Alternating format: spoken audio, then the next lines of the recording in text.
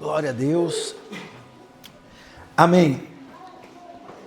Irmãos, Eclesiastes 3:1 vai falar que tudo tem o seu tempo determinado e há tempo para todo propósito debaixo do céu. Não sei como é que está na sua versão, mas aqui nós temos nessa versão falando bem claramente sobre o propósito. Tudo tem o seu tempo determinado e há um tempo para todo o propósito debaixo do céu. Eu queria trabalhar com vocês essa noite para que nós, como igreja, juntamente como corpo de Cristo, nós pudéssemos pensar sobre esse texto. E um segundo texto que eu queria também que vocês abrissem, já foi uma luta para achar Eclesiastes, né, irmãos? Mas vamos mais um pouquinho. Agora lá no Novo Testamento, Romanos, capítulo 8, versículo 28. Vai dar certo, irmãos, fique tranquilo. Hoje nós estamos recebendo aqui também o nosso amado irmão e pastor Juninho Mota, que é o nosso vereador aqui da cidade e também é o presidente do Conselho de Pastores. Nós temos aqui o Conselho de Pastores e o Juninho é o presidente do Conselho, pelo qual nós fizemos parte. Eu e o Leandro vamos lá todos os meses para poder estar sempre em comunhão com as igrejas, com os pastores. Então, é uma honra a gente poder estar participando, Juninho, do Conselho de Pastores e poder estar caminhando numa só direção, né? Porque quando a gente foi chamado a pastores, quando nós somos chamados a pastores, não é sobre uma igreja física simplesmente, mas é ser pastores da cidade onde você está, onde você mora. Então essa união desses pastores, né, vai nos levar a esse lugar aonde o Espírito Santo quer nos levar. E nós cremos que o Senhor tem feito grandes coisas no Balneário Rincão através dessa união das igrejas, através das orações. A gente também vai uma vez por mês orando nas entradas da cidade, orando pelos comércios, orando pelas ruas da cidade. E isso nós cremos que tem surtido muito efeito para a honra e glória de Jesus. Amém? Tem mais alguém que nos visita aqui hoje? Acredito que o irmão está nos visitando também. Seja bem-vindo em nome de Jesus. É o irmão e mais... Teu filho? Ah, glória a Deus. Vocês já vieram outra vez, né? Glória a Deus. Seja bem-vindo em nome de Jesus, amém? Glória a Deus. Então, gente, Romanos, vocês acharam aí? Romanos 8? 8:28? Tá, eu vou ler em duas versões, porque eu quero extrair algumas coisas desse texto para a gente pensar junto. Pois sabemos que todas as coisas trabalham juntas para o bem daqueles que amam a Deus, daqueles a quem Ele chamou de acordo com o seu plano. Essa versão é a nova tradução linguagem de hoje. A outra versão, que é a Almeida Revisada Atualizada, ela vai dizer o seguinte no mesmo capítulo, no mesmo versículo. Sabemos que todas as coisas cooperam para o bem daqueles que amam a Deus e daqueles que são chamados segundo o seu propósito. E o capítulo anterior que nós tínhamos lido em Eclesiastes vai falar que tudo tem o seu tempo determinado e há um tempo para todo propósito debaixo do céu. Romanos 8:28 vai dizer que todas as coisas cooperam para o bem daqueles que amam a Deus e que andam segundo o seu propósito. E eu queria pensar com a igreja aqui sobre o propósito. Porque se Eclesiastes está afirmando para mim e para você que tem um tempo, tudo na vida tem um tempo determinado, e há um tempo para todo o propósito debaixo do céu, significa dizer que nós estamos andando segundo um plano de Deus e cada um de nós tem um propósito a ser desenvolvido. Amém? Então, se eu quero agradar o coração de Deus, se eu quero realmente estar no centro da vontade de Deus, se eu quero realmente fluir no meu chamado como filho, eu preciso entender o plano de Deus, o plano da redenção, o plano da salvação, e eu preciso também entender o propósito pelo qual eu fui chamado, a minha casa, a minha família foi chamada. Porque senão nós corremos um grande risco de chegarmos no final da linha e nós não atingir o alvo, que é a nossa salvação. E se todos nós estamos aqui, é porque nós precisamos entender sobre a salvação.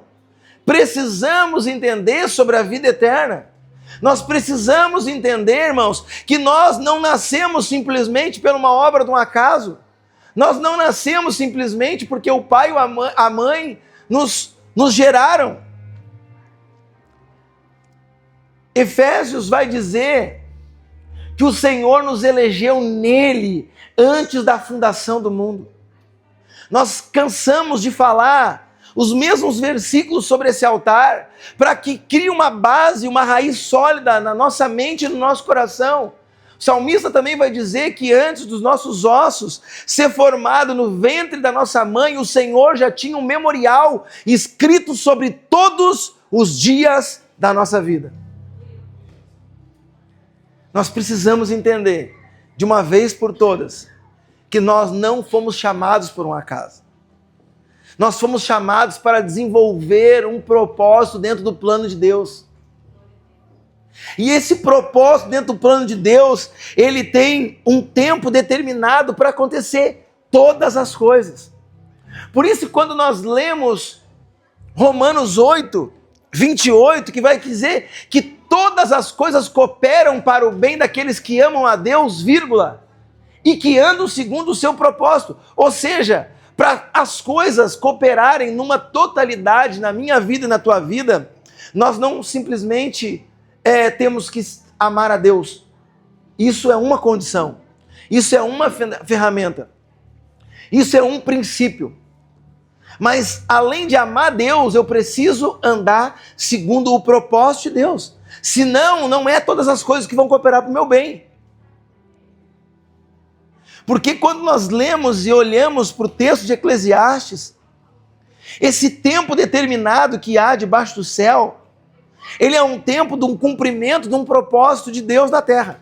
Ou seja, Deus na tua vida, na minha vida, ele tem que desenvolver um propósito. Nós temos algo para fazer para o Senhor. Nós temos muitas coisas dentro desse propósito para fazer para o Senhor. Talvez o meu propósito não é igual ao do irmão Natanael. O meu propósito não é igual ao do irmão Eduardo. Os nossos propósitos podem ser diferentes. O plano de Deus para todos nós é um só. A vontade de Deus é que todos se salvam. Então o plano de Deus é a salvação para os filhos. Mas cada um de nós desenvolve um propósito. Até aqui, amém? Então, irmãos, nós precisamos entender que nada na vida do crente verdadeiro é aleatório. Nada na vida do cristão, do crente que ama a Deus e que anda segundo o propósito de Deus é aleatório, não. Tudo tem um propósito. Por quê? Porque Deus trabalha com propósito. Deus, ele trabalha com propósito.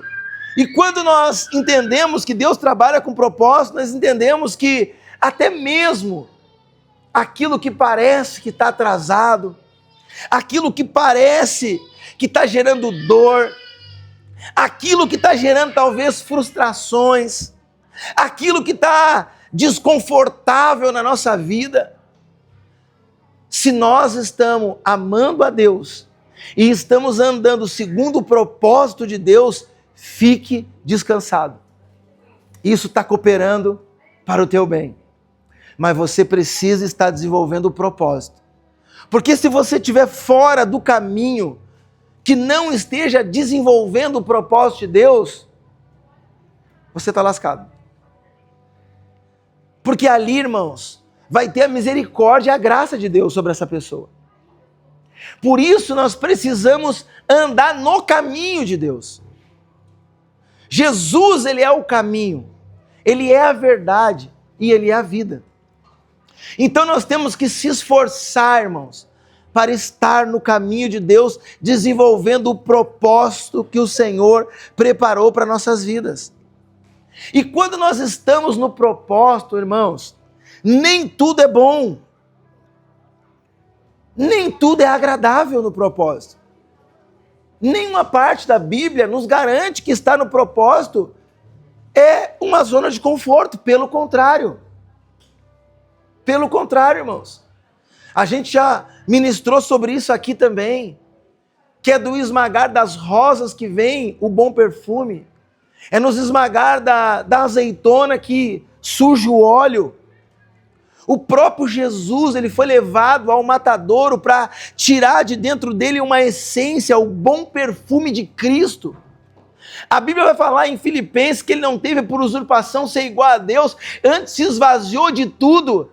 Ei, ele era Deus e ele não teve por usurpação ser igual a Deus. Ele desceu na terra, tomou forma de homem, servo, e morreu em morte de cruz. E por obediência a Deus o exaltou o seu nome sobre todo nome. Sobre todo nome. Porque depois, irmãos, do aperto, do atrito que Deus ele vai causando dentro de nós, ele quer nos exaltar.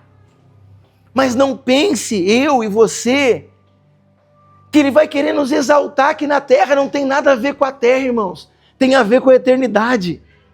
Deus, ele vai nos exaltar na eternidade. Irmão, acabou a bateria. Deus, ele vai nos exaltar na eternidade.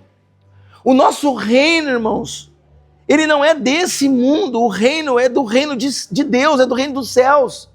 E por isso nós precisamos compreender que dentro desse reino que o Senhor, ele tem desenvolvido para mim e para você, existe um modelo, existe um molde, existe um padrão de Deus. Nós precisamos andar nesse propósito.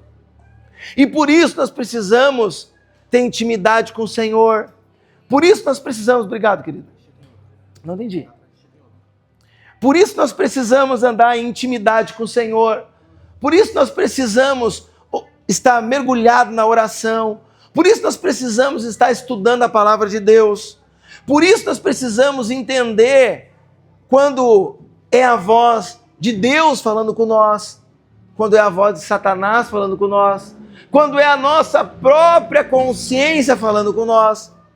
Porque muitas das vezes não é nem o diabo. Quando nós não entregamos o controle da nossa vida nas mãos do Senhor, o diabo, ele nem se manifesta na minha vida, na tua vida. Ele simplesmente quer que nós façamos a nossa vontade. Porque se nós fizermos a nossa vontade, já basta. Já basta para a gente não estar no propósito. Porque dentro do propósito tem que ser feita a vontade de Deus. Não é assim o Pai Nosso? Pai Nosso que está nos céus, seja feito o quê? A tua vontade, aqui na terra, como é no céu. A vontade é dele. Mas quando nós não entregamos o controle da nossa vida nas mãos do Senhor, e nós permanecemos com esse controle nas nossas mãos, nós estamos fazendo a nossa vontade. E como nós temos visto, irmãos, igrejas, como nós temos visto pessoas que não entregam o controle na mão do Senhor e querem andar segundo o seu propósito, não o propósito de Deus que está em nós. E aqui, irmãos, começa o inimigo a trabalhar sorrateiramente e ele vai nos tirando do propósito de Deus devagarinho. A gente não vai entendendo por que está doendo, a gente não vai entendendo por que a frustração, a gente não vai entendendo o porquê o tempo de espera, por que Deus não respondeu ainda. E o problema é que nós queremos as promessas do reino. O problema é que nós queremos as promessas, as vitórias que o reino de Deus, ele tem para cada um de nós, só que nós não queremos passar pelo processo. Porque dentro do propósito que nós estamos falando, existe um processo. Vocês estão comigo? Dentro do propósito de Deus, existe um processo. Porque o nosso Deus é um Deus geracional. O nosso Deus, ele se movimenta. A palavra de Deus, ela é imutável, ela é irrevogável, ela não muda. Mas o nosso Deus, ele se movimenta. O nosso Deus, ele é um Deus geracional, é um Deus de geração em geração. O nosso Deus, o nosso Pai, ele trabalha por meio de ciclos. Por isso nós temos os minutos, os segundos, os minutos, as horas. Por isso nós temos os dias, nós temos a semana, nós temos os meses, nós temos os anos. Deus trabalha por meio de ciclo e o processo, dentro do processo, tem ciclos. que nós precisamos ir vencendo esses ciclos. Se nós negligenciarmos e queremos somente a essência, queremos somente a vitória, as promessas, e nós não enxergar que nós temos que vencer os ciclos dentro dos propósitos, nós vamos acabar nos frustrando como aqueles 2 homens que iam no caminho de Emaús. E Jesus chega para eles e começa a falar sobre as Escrituras, começa a trazer na memória dele aquilo que Jesus já tinha ensinado, aquilo que Jesus já tinha falado. Ou seja, vocês não entenderam. Vocês não entenderam. E aqueles homens que estavam agora com a mente só focada nas coisas da terra, eles saíram do propósito, porque tinha uma palavra: esperai em Jerusalém, até que do alto sejais revestidos de poder. Mas aqueles homens que eram para estar no propósito, embora luta, embora dores, embora frustrações, embora desconforto, embora aos olhos físicos humanos está tudo errado, mas eu estou no propósito, porque isso aqui faz parte do propósito. Como que eu sei que faz parte do propósito? Porque eu amo a Deus e eu estou no centro da vontade de Deus. Eu estou caminhando, eu estou com as portas fechadas, não tem pecado, não tem erro, está tudo lícito, está indo, caminhando. Então se vem dor, fique tranquilo, é o Senhor que está te moldando. Se vem frustração, fique tranquilo, é o Senhor que está te moldando. O problema é que quando vem a frustração, a gente quer correr. Vem o problema, eu quero me esconder. Assim como Adão, aonde tu está? Senhor, eu tive medo e me escondi. E quando o medo chega, a gente quer se esconder. E isso é humano, mas é errado. É humano, mas é errado. O reino de Deus, ele funciona por formação, processos, ciclos, assim como foi a visão que Ezequiel teve naquele rio, no rio de Ezequiel. Ali tinha 4 ciclos que Ezequiel ele tinha que avançar. O primeiro ciclo era com água sobre os tornozelos, os artelhos. O segundo ciclo era sobre a água sobre o joelho. O terceiro ciclo era sobre a cintura. O quarto ciclo ele tinha que atravessar a nado. A cada ciclo que Ezequiel rompia, uma nova jurisdição se abria para que ele entrasse nesse lugar dentro do propósito, e todos os recursos que o Senhor tinha para ele ali dentro do propósito ia chegar a ele. Por quê? Porque Romanos 8:28 vai dizer que todos aqueles que amam a Deus, eles estão dentro do propósito, eles vão permanecer com os recursos de Deus. Por quê? Porque ali dentro do propósito, além de eu amar a Deus, eu estou caminhando no propósito. Então todos os recursos e todas as coisas, elas vão cooperar. Tudo aquilo que eu preciso para desenvolver o meu propósito, ali dentro, porque eu amo a Deus e eu estou dentro do propósito, eu vou ser nutrido pelo Senhor. Nutrido pelo Senhor.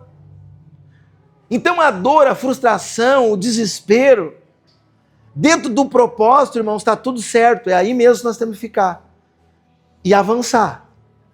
Eu não estou aqui fazendo pedagogia para sofrer, irmãos. Só que o sofrer, o passar por luta, pelo atrito, faz parte da pedagogia de Deus.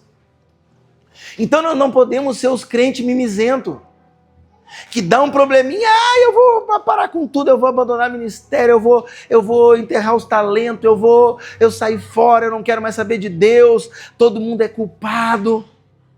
Não. Calma. Calma, filho. Calma. Você tem que amar a Deus, está dentro do propósito de Deus, e até isso aí que parece ser uma confusão, até isso aí parece que é o diabo, mas muitas vezes não é. Mas pode ser também.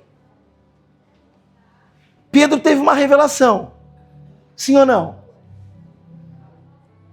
teve a revelação: tu és o Cristo, o Filho de Deus vivo. Uau! Revelação. O próprio Jesus falou para ele: não foi carne e nem sangue que te revelou, foi o Pai. Pedro deve ter dado aquela empinada, né? No nariz, até a passada de Pedro mudou.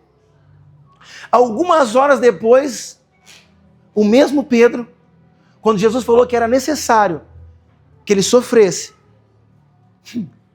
era necessário que ele padecesse, era necessário que ele morresse, Pedro vai falar: não, Senhor, nem que eu me atire na frente, nem que eu tome conta disso, mas não vai acontecer isso. O que Jesus falou para ele? Para trás de mim, Satanás.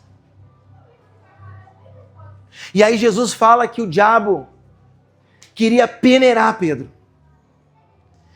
O próprio Senhor deixou com que o diabo peneirasse Pedro.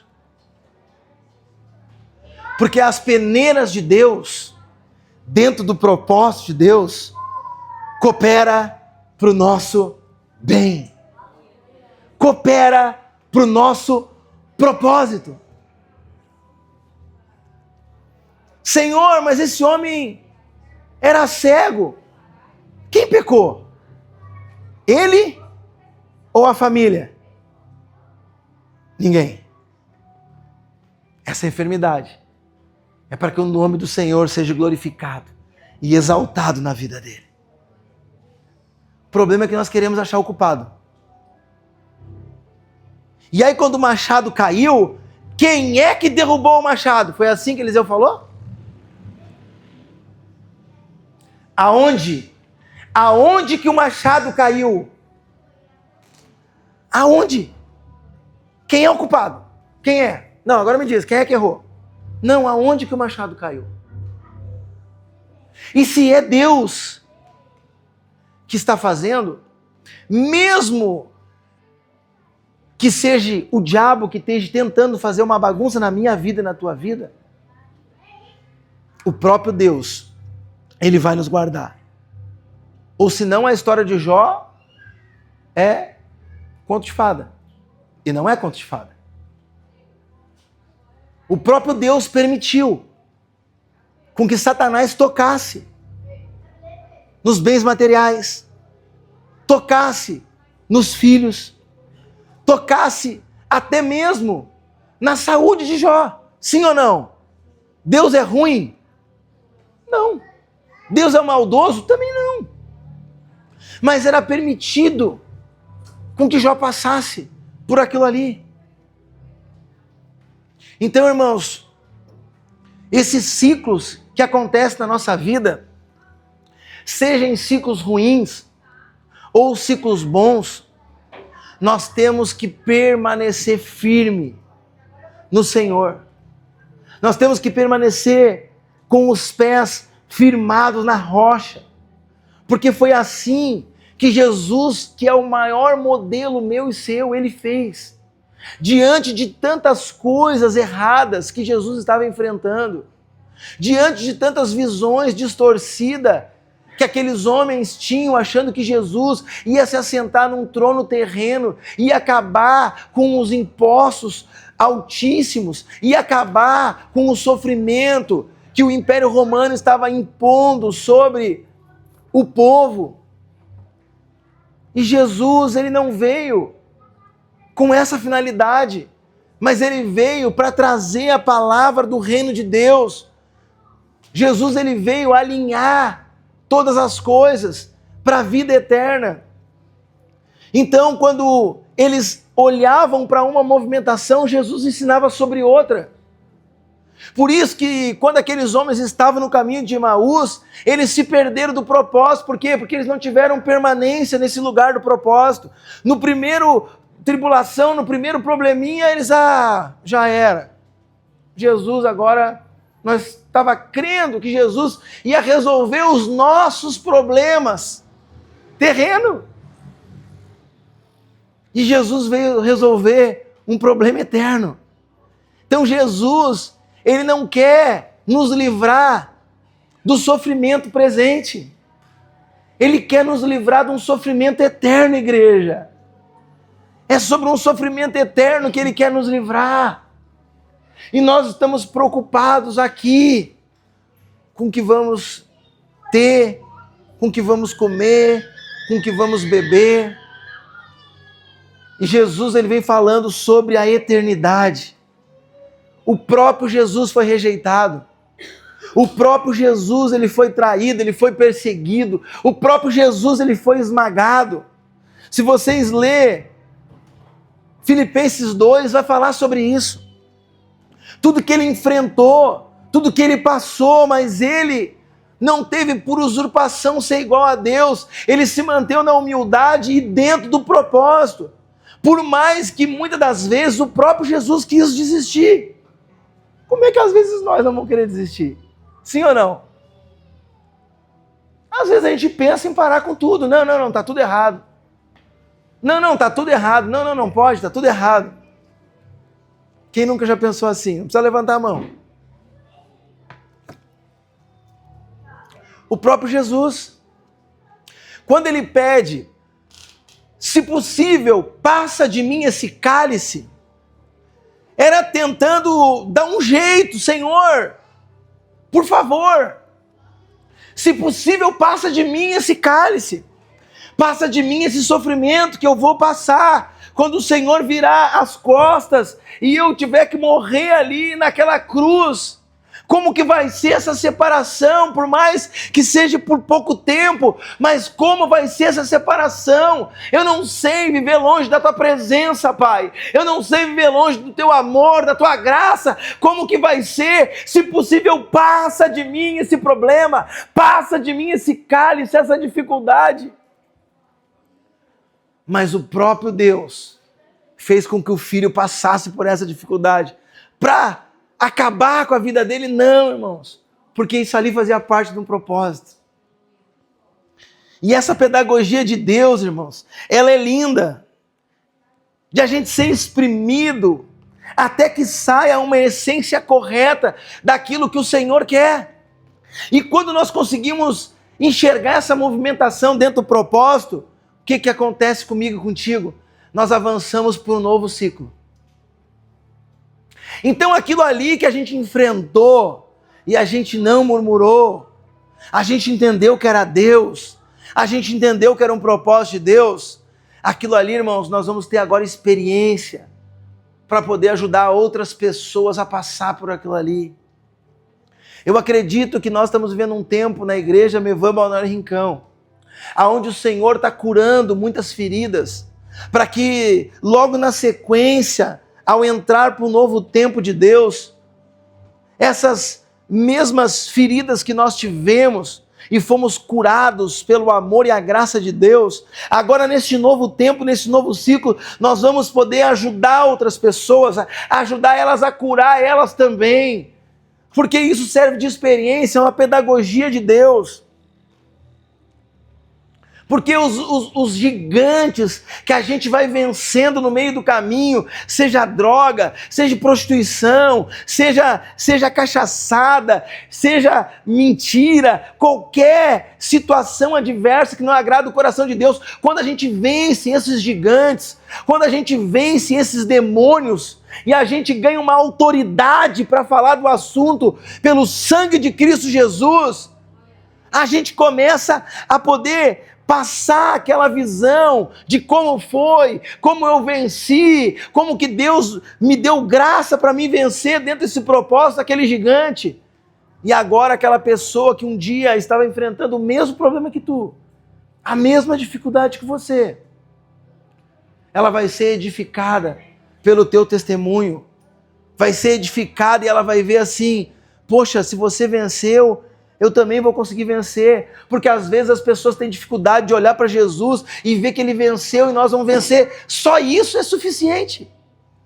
Se nós olharmos para Jesus e ver que Ele venceu as dores, Ele venceu tudo aquilo que era negativo, poxa, se Ele é o meu modelo, eu vou vencer também. Mas muitas das vezes a gente prefere olhar para o ser humano. Mas daí quando aqueles homens chegaram na Porta Formosa e aquele paralítico pediu esmola, eles falaram o quê? Eu não tenho prata e nem ouro, mas o que eu tenho, eu te dou, levanta e anda. O que eles tinham? Eles tinham uma experiência com Deus, eles tinham uma vida com Deus, eles tinham o poder e a graça de Deus. Então, quando pessoas chegar com dificuldade para vocês, quando vocês forem curados, quando nós formos curados, nós vamos fazer a mesma coisa. Olha, eu não tenho prata nem ouro, mas eu tenho uma coisa, levanta e anda. Sai dessa depressão, sai dessa ansiedade, sai dessa dificuldade, porque o Senhor é contigo. E aí aqueles homens entraram para dentro do templo. Aquele paralítico saiu pulando de alegria, glorificando o nome de Jesus. Oh, glória a Deus! Jesus me curou. E agora aquela multidão agora vai atrás daqueles homens e começa a querer ver que poder que eles tinham. Mas aqueles homens, na hora da dificuldade, na hora do problema, eles bateram no peito e chamaram a responsabilidade para eles. Olha para mim, eu não tenho prata e nem ouro, mas o que eu tenho eu te dou. Levanta e anda. Mas na hora de ele ser exaltado, porque a multidão queria bater palma por que eles fizeram, eles tiveram reconhecimento e humildade. Não olha para nós, olha para Deus. Foi o Senhor que fez. O problema é que muitas das vezes nós queremos ser exaltados no mundo que Jesus foi crucificado. Tudo errado. Nós temos que morrer. Morrer para nós mesmos. Todos os dias. Eu volto a falar, irmãos. O maior problema que nós enfrentamos não é Satanás. Não é Satanás. Como pastor que olha para as pessoas, que temos uma leitura diferenciada sobre as pessoas, não é graça nossa, é de Deus. Sobre famílias que a gente cuida, sobre amigos que a gente está junto, compartilhando alegrias, compartilhando choros, problemas, dificuldade. Não é Satanás. É nós mesmos. É nós mesmos. Satanás, muitas das vezes, irmãos, nem se mete para não estragar. Nem se mete para não estragar. Sabe por quê? Falava isso ontem numa igreja, numa célula que a gente foi ministrar lá na Praia Brava, lá de Balneário, falando sobre o caminho de Jesus. O diabo ele nem se mete. Sabe por quê? Porque quando a gente aceita Jesus como nosso Senhor e Salvador, muitas das vezes a gente só aceita Jesus como nosso Salvador. Ele é o nosso Salvador. Amém? Ele morreu na cruz do Calvário. Aleluia! Jesus é bom. O véu do templo se rasgou de alto a baixo. O acesso foi liberado. Nós temos acesso agora ao coração do Pai. Tá, mas e por que a gente não aceita Jesus como nosso Senhor também? Porque o Senhor aqui é um Senhor feudal, é o dono. E se Ele é meu dono, o controle da minha vida, eu faço assim. Está nas tuas mãos. Aí Paulo, ele vai falar o quê? Já não vivo mais eu, mas Cristo vive em mim. Ou seja, eu não faço mais a minha vontade. A minha vontade agora, Rei Agripa, já que eu posso sair da cadeia, que tu não tens o que me prender, não tem motivo para me manter preso, o correto seria eu ir embora. Não é isso? Rei Agripa queria tirar Paulo da cadeia. Mas Paulo analisa. O propósito de Deus é aqui. Eu estou no centro da vontade de Deus. Não, eu não vou, eu vou ficar. Eu quero ir a Roma. Eu vou me manter preso. Entendeu o propósito?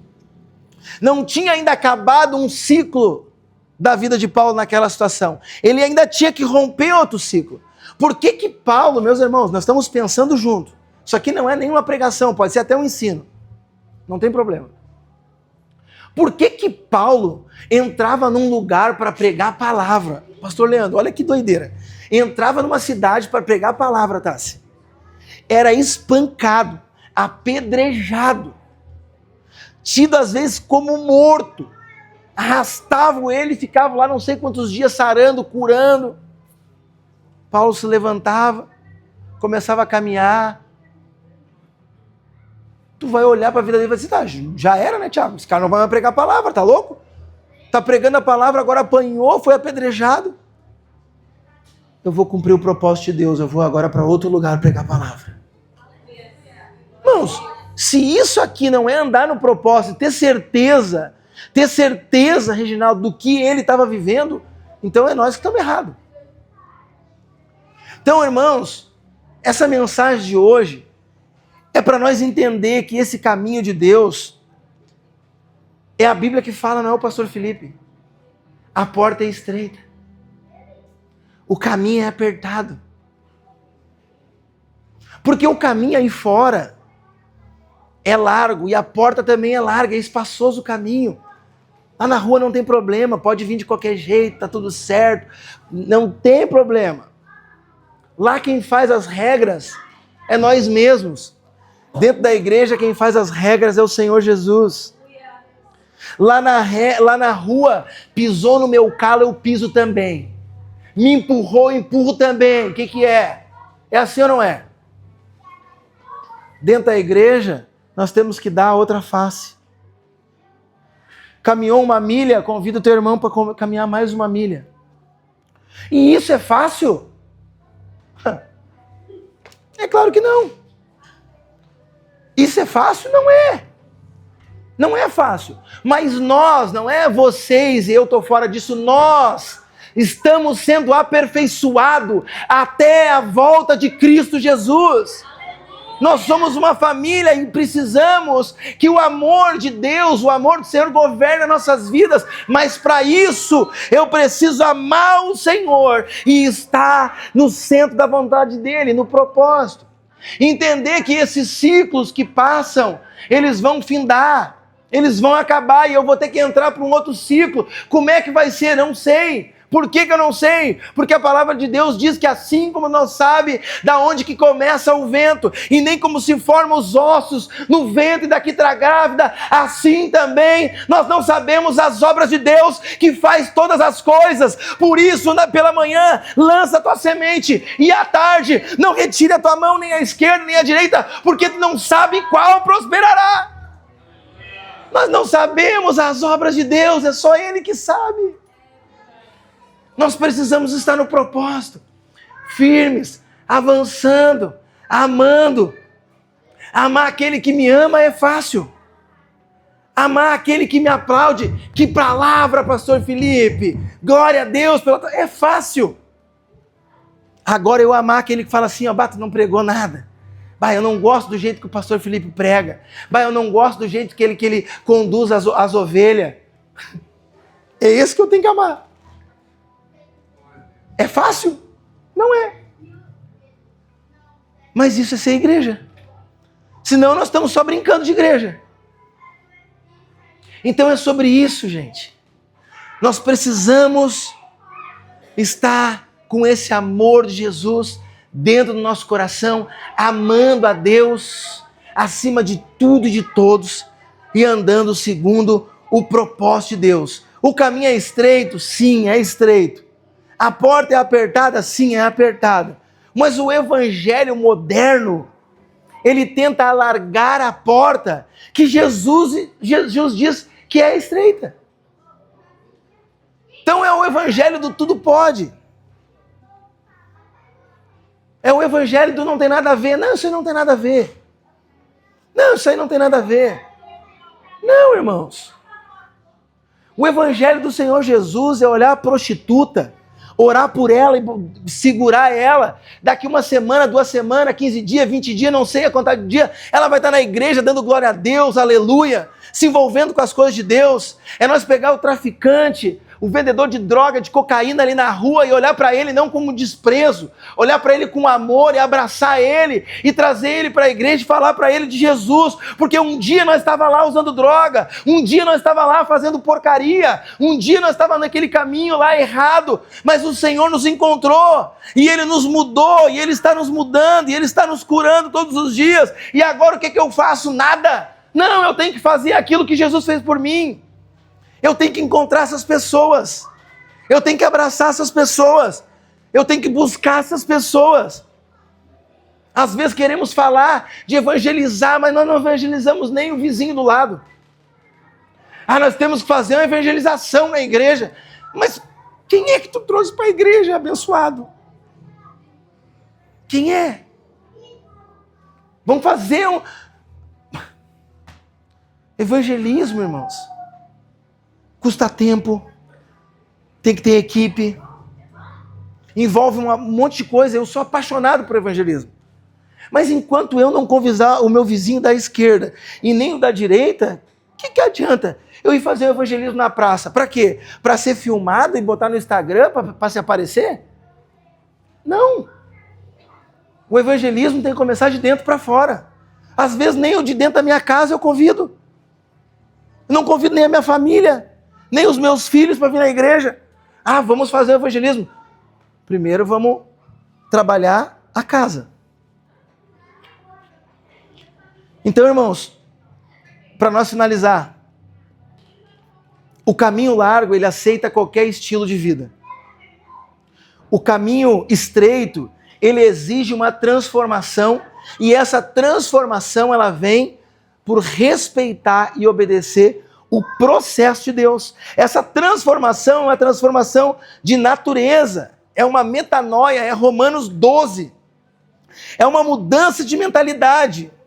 O que acontece é que muita gente ela quer Jesus somente como Salvador. E quando eu aceito realmente Jesus como meu Senhor, aí já era, aí muda tudo. Aí Ele é meu Senhor. Aí se eu mentia, eu vou ter que parar de mentir. Aí se eu bebia, eu vou ter que parar de beber. Se eu prostituía, eu vou ter que parar com a prostituição. É uma mudança de mentalidade. Irmãos, ser cristão é eu entender que é uma nova vida. É uma nova vida. Muitas das vezes não vai vir um anjo, irmão Hélio, com voz de anjo, de arcanjo, dizer para ti o que tu tem que fazer, o que nós temos. Não! É racional. Isso aqui não cabe mais para mim. Sabe, o José Vitor? Eu fazia tal coisa, não, isso aqui agora para mim já não cabe mais. Agora eu sirvo a Deus. E esse novo estilo de vida, ele está baseado na palavra de Deus. Aqui está o nosso estilo de vida. Só que como que eu vou andar segundo a palavra de Deus se eu não leio as Escrituras? Como que eu vou dizer que eu amo a Deus se eu não respeito os princípios de Deus?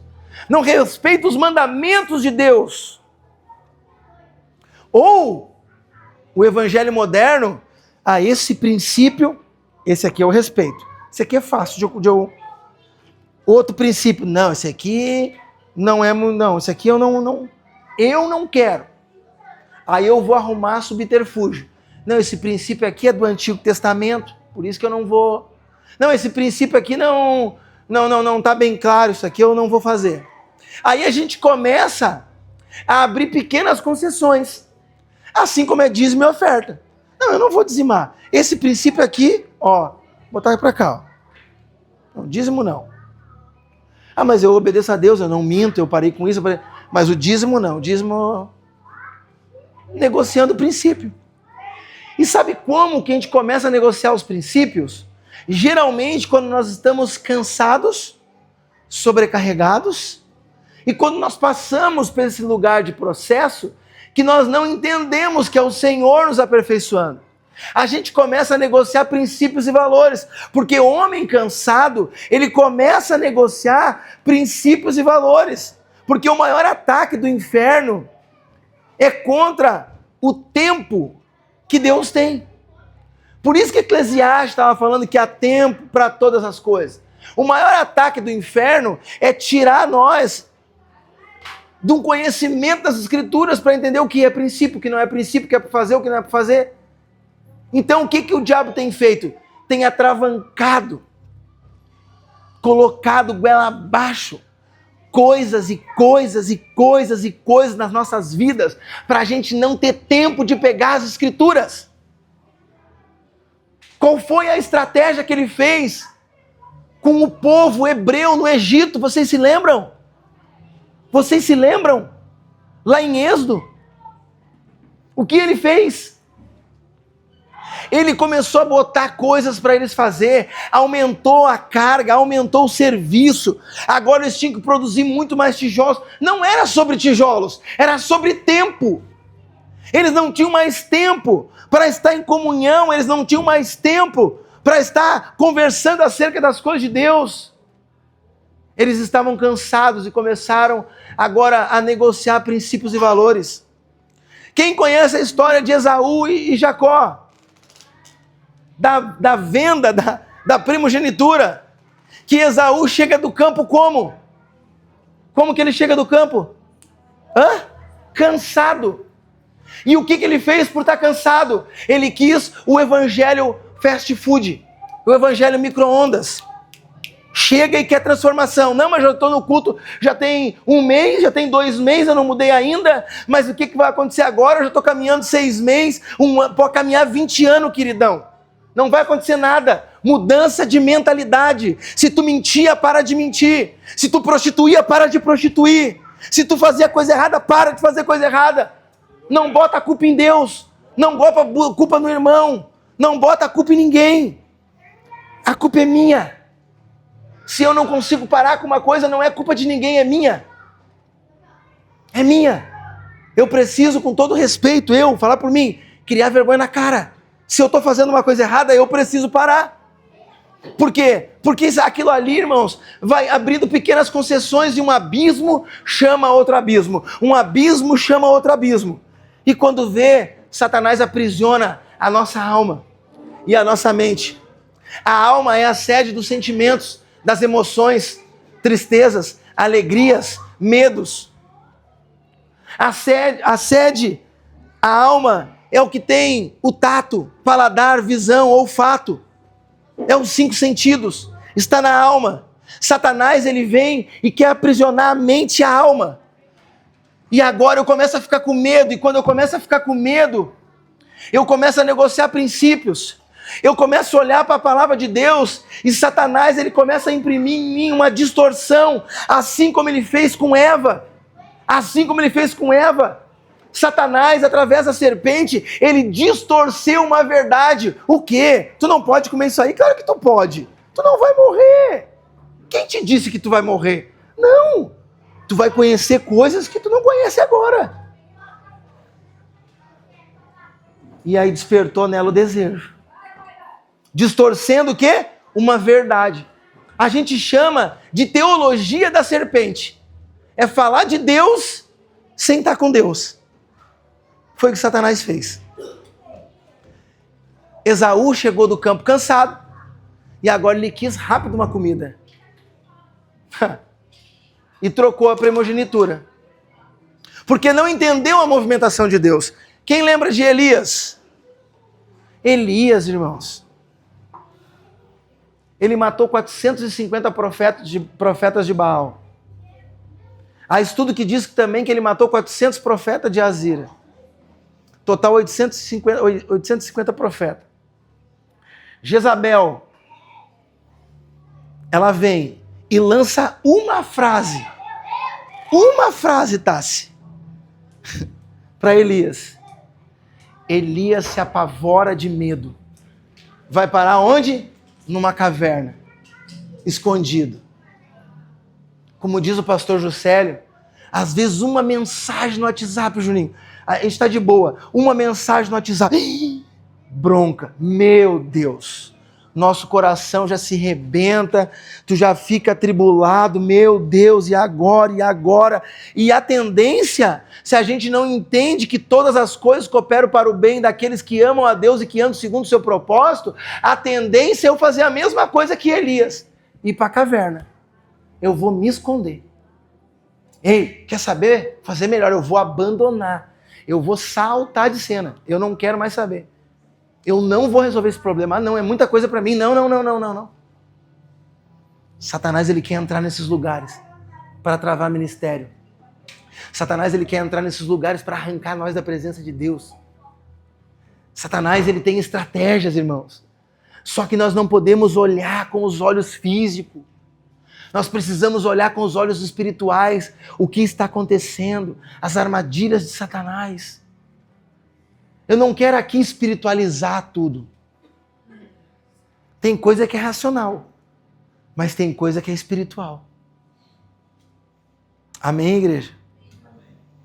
Então, se está passando por problema, dificuldade, e você ama a Deus e está andando segundo o propósito dele, fica calmo, fica tranquilo. Essa dor não é para a morte. Você não está sofrendo uma retaliação, porque retaliação é para quem está vivendo na carne, na alma, fazendo a sua vontade. Aí é retaliação. Você pode estar sofrendo uma opressão. E a opressão, com oração, jejum, meditação, vai embora todo medo. João 8,32 vai dizer: conhecereis a verdade, e a verdade vos libertará. Há pessoas extremamente ocupadas, mas espiritualmente vazias. Fizemos uma movimentação terrível, mas espiritualmente vazia. Jesus, ele não morreu para nos devolver serviço. Ele morreu para nos devolver relacionamento, amizade. A amizade. Às vezes eu acho, porque eu prego agora eu estou fazendo alguma coisa para o Senhor. Ah, mas eu canto, eu toco, eu sirvo na diaconia, acaba substituindo amor pelo serviço. E Deus não está interessado no serviço. Embora, quando eu amo a Deus e tenho intimidade com Ele, a graça dele me envolve e eu não vou querer ficar parado, eu vou querer fazer alguma coisa. E aí eu posso ter um chamado vocacional, eu posso ter um chamado ministerial, eu posso ter só um chamado de filho e eu tenho que cumprir esse propósito e todo mundo é apto para fazer alguma coisa. Não existe membro de banco. Mas a tendência é que nós, diante de uma dificuldade, nós queremos se esconder. Então eu queria convidar a igreja a ficar de pé nessa noite, para que nós viemos orar. E essa oração dessa noite, ela vai ser um pouco diferente, irmãos. Nós não vamos fazer aquela oraçãozinha básica: Senhor, abençoa minha semana, abençoa meu dia, meu avô, minha avó, meu tio. Não. Vamos fazer uma oração de guerra. Uma oração para que sejam destronados todos os principados. Para que sejam destronados todas as potestades. Para que seja destronado todos os altares que não sejam de Deus. Para que o Senhor, Ele possa entrar na nossa vida. E nós ter o discernimento e não andar cansados e sobrecarregados. Se a gente está nesse lugar de cansaço, de sobrecarga, a Bíblia diz que nós temos que ir até o Senhor. Por quê? Porque Ele vai nos aliviar, Ele vai nos dar direção, Ele vai nos colocar diante de um propósito. Nós não vamos trocar a bênção da primogenitura, nós não vamos negociar princípios e valores. Nós precisamos estar inteiro para essa obra de Deus. O Senhor não tem chamado meninos e meninas para a obra. O Senhor tem chamado um exército forte e numeroso. O Senhor tem chamado homens e mulheres disposto a servir a Cristo, pegar a sua cruz e seguir a Ele. O Evangelho ainda é sobre renúncia, irmãos. O Evangelho ainda é sobre renúncia. E mesmo que nessa noite você possa estar se sentindo assim como Elias dentro de uma caverna, assim como de repente nessa noite o medo Ele tomou conta do teu coração. De repente você está passando por esse processo de querer se esconder do Senhor. De repente você está passando por esse processo que Elias passou, de uma exaustão. E agora Elias pede a morte, um homem que lutou contra 850 profetas e matou os profetas de Baal. Um homem que orou e desceu fogo do céu. Um homem que orou e pediu para que não chovesse durante 3 anos e meio, não choveu. Um homem que orou novamente e veio a chuva. Um homem que a Bíblia diz que é sujeito, nós somos sujeitos às mesmas paixões, dificuldades que Elias passou. Esse mesmo homem de Deus, no momento da sua vida, ele entrou para dentro de uma caverna e quis a morte. E talvez alguns de nós aqui essa noite está se sentindo assim, deslocado do propósito de Deus. De repente, nessa noite, você pode estar se sentindo longe daquilo que você sabe que o Senhor te chamou.